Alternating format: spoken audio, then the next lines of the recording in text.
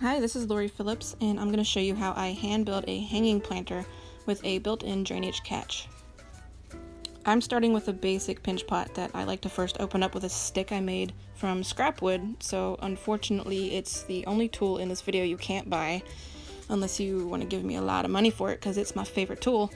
Fortunately, you can just pinch the form out by hand, working from the center out. And I'm just using my hand to brace the outside of that pot when I beat into it to kind of shape it.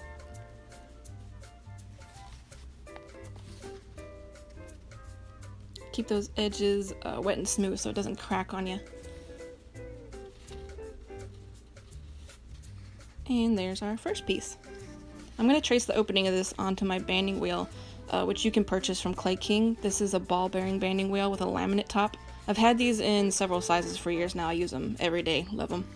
I'm going to pinch out the rim for this pot to give it some height, and the line I marked on the banding wheel is going to show me how far out to pinch this donut of clay I've made.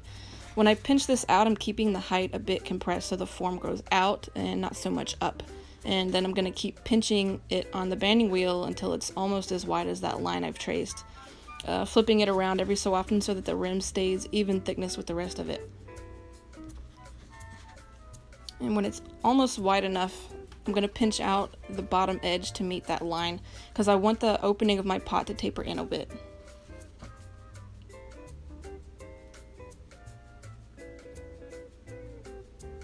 Keep those edges refined, people. I always keep a large bucket nearby to keep most of the clay off my hands. Because the more dry clay I have building up on my hands, the more clay dust is flaking off into the air and I'm breathing it in, and that's not good. Check out that very worn out and loved mud tool sponge.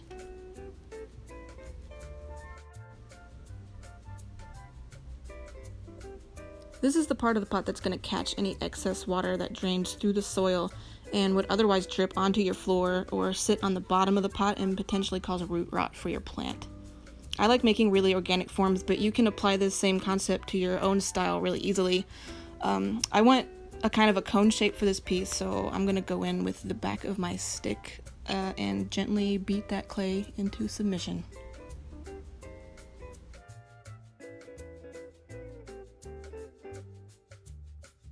I let these pieces set up to a soft leather hard state and wrap them up so I could finish them the next day, and now I'm going to put them together.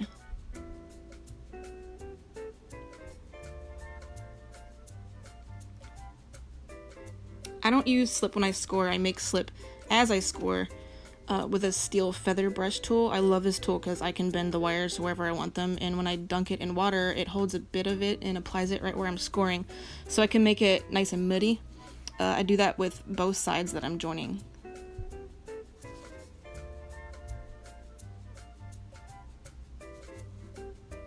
Give your parts a good wiggle when you stick them together.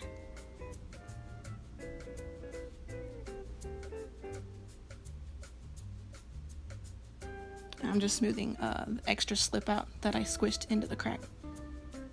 I use a damp brush to clean up everything on my pots. There's a ton of brushes to choose from on Clay King too, and a lot of really good brush sets. More edge shaping and refining. Then I'm going to roll out a small coil and use it to hide and reinforce the inside of that joint I've made. I want the edge of the outside, but I want a smooth inside, and this will strengthen the hold. But I'm going to keep my fingers pressed against the outside seam so that I don't push it back open from the inside.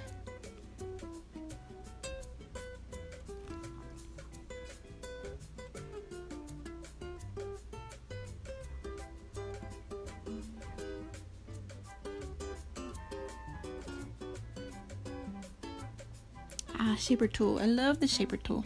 I like the bumps and lumps you get on a pinch pot, but if you want a smoother surface on your hand-built pots, especially if you make larger coil pots, this thing is so handy. It'll help you thin out the walls and refine your form really quickly. This shaper tool is made by Mud Tools. You can smooth that texture right out with a rib tool. This is the very flexible red rib, also from Mud Tools, and is my favoriteest rib tool in the whole world. Oh, Mud Tools, you're wonderful. I'm going to attach the bottom the same way, but it's a little bigger than I want, so I'm going to trim it down with my felting knife and trim off some of the excess.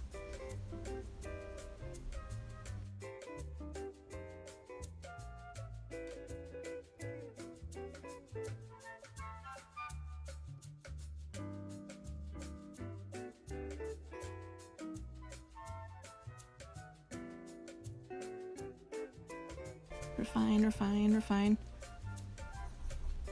I'm gonna stick it where I want it stuck and mark it, and then take it back off. I like this camper needle tool because sometimes it's useful to have a shorter metal end like that, and there's also a shaping tool on the other end. These hole punch tools I use all the time. I personally prefer them to the handled hole punches because it's so easy to pop the clay right out of them, and you get several sizes all sold together like that. It helps a lot to twist your hole punch as you push it into the clay. This is where the excess water will drain. I'm going to score it just like before, attach it, and clean up that seam with my brush again, and also clean up the edges of the holes that I made inside the pot.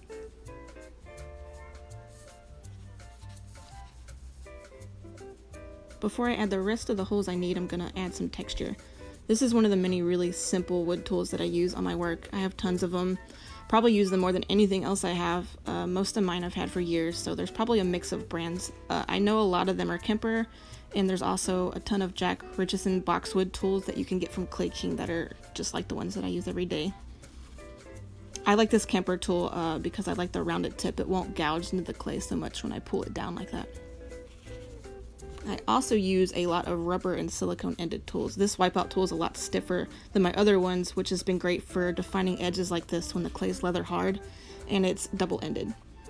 I'm using it to refine that edge and clean up where my marks end, so it's organic, but my marks don't look sloppy or arbitrary.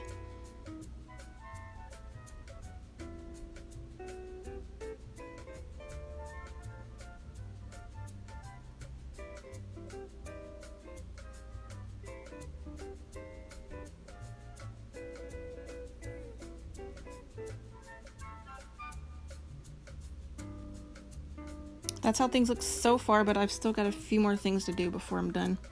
I have measured out thirds on my banding wheel that I went over with a Sharpie, and this makes it so much easier to plot out the distance of the holes accurately so it doesn't have a wobbly wampus hang to it when I string it.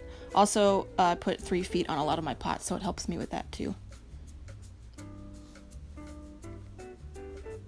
These little holes in the drainage compartment on the bottom are what's gonna let water evaporate out of that, and I'm gonna put 3 of them around the pot. These are my stamps I sign my work with that I just made from clay, carved with a needle tool and bisque fired. I have a small one and a teeny baby one. I'm gonna use the teeny baby one. Just gonna score the area a bit. Pop on a little button of clay and push that in with my stamp. Boop. Now everything's put together and I have my holes punched. But wait, there's more. We ain't done yet. There's still some cleanup to do, which I'm gonna do with my damp brush. I'm gonna soften the edges of the holes because I don't want that sharp edge cutting into whatever cord I use to hang it with. And I'm gonna clean up all those little clay boogers that are giving my pot a bunch of sharp bits, and they might cut somebody, and they just make my texture look kind of sloppy. Running a damp brush over all of that will make it look much more refined, and you can see the difference here between the finished section and the unfinished section.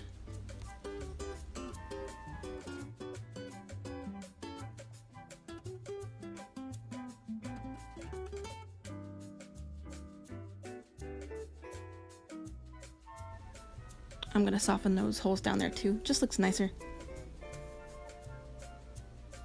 And now I am ready to let it dry so it can be bisque fired.